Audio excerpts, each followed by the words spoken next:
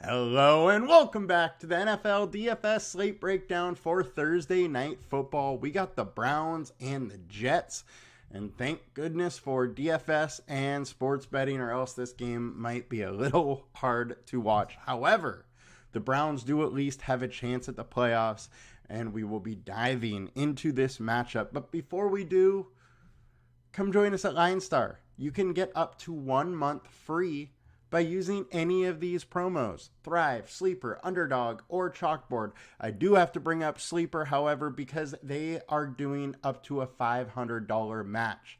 Dollar for dollar, up to $500 for your first deposit. And with that free money, you also get a month free of LineStar. So come join us and come get involved. Come hang out. It's a good time. Now, let's get into this slate a little bit. So it is a fairly interesting one. Browns are pretty big 7.5 point favorites with only a 34 point total. So while 7.5, is a decent spread, it's a very big spread at only a 34 point total. So they are absolutely expected to roll on the Jets, but I think there are some angles that we can attack for DFS purposes. Now, as always, let's go position by position a little bit and talk through the situation. So we got Flacco and Simeon. Now, Flacco, 4 starts, he's been balling. I mean, he's averaging 326 yards per game. Definitely not something I would have expected. And versus defenses that aren't all that bad. So, cheers to Flacco and the Browns coaching staff for really letting him air it out. He's been playing well. Now, the Jets are a very tough matchup for him. And he is definitely my favorite quarterback option for today. However, Simeon, they let him throw the ball 49 times last game. His line for attempts is 31 something, and I think he goes over that fairly easily. So I think Simeon does have some upside. The other thing is, if they're down, he's going to have to throw more. He also can add a couple points on the ground, as last game, 4 rushes for 18 yards. So I get if you want to go Simeon, but Flacco is clearly the better quarterback at this point in their careers. But Simeon does slightly have the better matchup. Now, if we go over to FanDuel, quarterback-wise, we got Simeon being higher owned than Flacco. There's a $3K difference in price. Really, the reason here why the ownership difference is there. $3K and only, 3.8 difference in projection. So I would definitely be a little more Flacco heavy than Simeon. But you could also make a case that you may not need either quarterback. So now over to the matchup tool. Both have very tough matchups. Flacco's is harder, but Simeon's, one of the things that doesn't show up here on, these box scores is the home and away situation. This Browns D has been much, much better at home. So it is something to at least consider when making your lineups. Jets haven't really let anybody get to them as far as quarterback wise outside of Josh Allen. So I don't, Hurts had a decent game. Wilson, meh. Mahomes, meh. Prescott, meh. So pretty much quarterbacks very, very tough versus the Jets, something we've known all season long, and it continues to be true. Now, getting over to the running back position, our highest owned running back is Jerome Ford, and he should be, but Breece Hall is right next to him. Kareem Hunt is an interesting one, especially in a low-scoring, showdown type slate. While he doesn't get, a ton of yards, he's been getting a lot of goal line carries and continues to just punch him in from short distance. So I think that is the way Kareem Hunt gets there. in a game that may only have a couple touchdowns, Kareem Hunt is a pretty good bet for a TD in this situation, which makes him also usable for DFS, even though he may only get a handful of carries, a handful of receptions. So I don't mind going that way at lower ownership. However, 42% owned for his upside is probably a bit too high. I don't mind Ford. I do like Breece Hall. But Breece Hall is going to need to get there through the passing game likely and not on the ground. Don't love Breece, just don't mind him. And kind of the same with Ford. The one thing with Ford is the Jets have been susceptible to running backs throughout this season. Ranked 32nd, allowing 1.1 rushing touchdowns per game.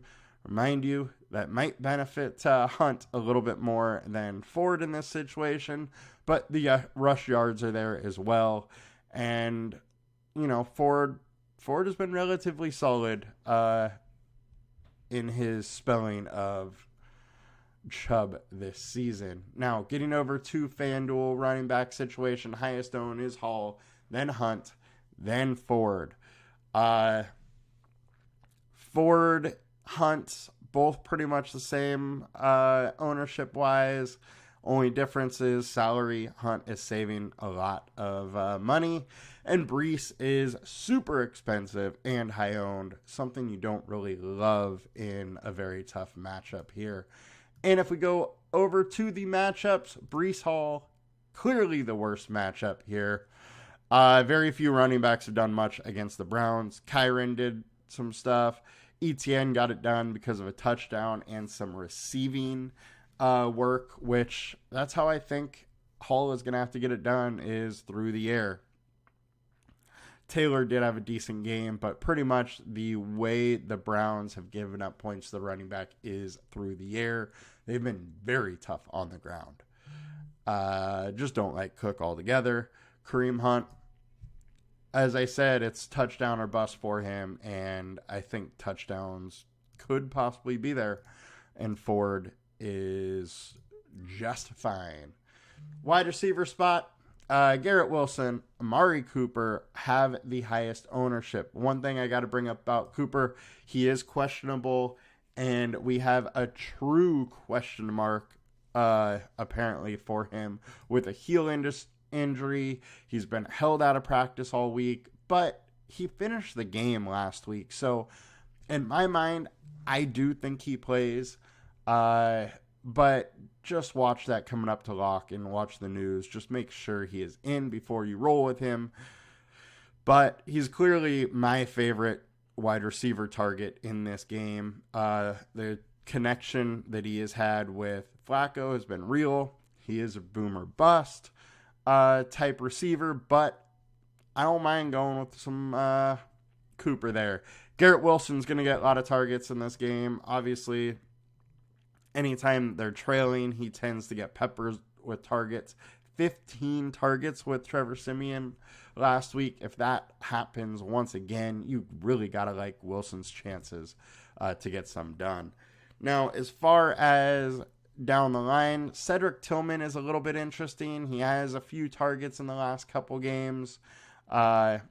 Over these last 4 weeks with Flacco, 6 targets, 4, 8, and 2. So he definitely warrants a little bit of interest, being he's cheaper, he's getting targets, and the Jets really need to key in on Cooper, because you stop Cooper and this passing game is going to be much harder or much easier to defend. Elijah Moore, another guy, has been getting a few targets here and there. I like him. I don't love him. I think his price might be a little bit higher than it should be, and I think I'd rather just Tillman for cheaper. Outside of that, we got Allen Lazard, who is also questionable with an illness.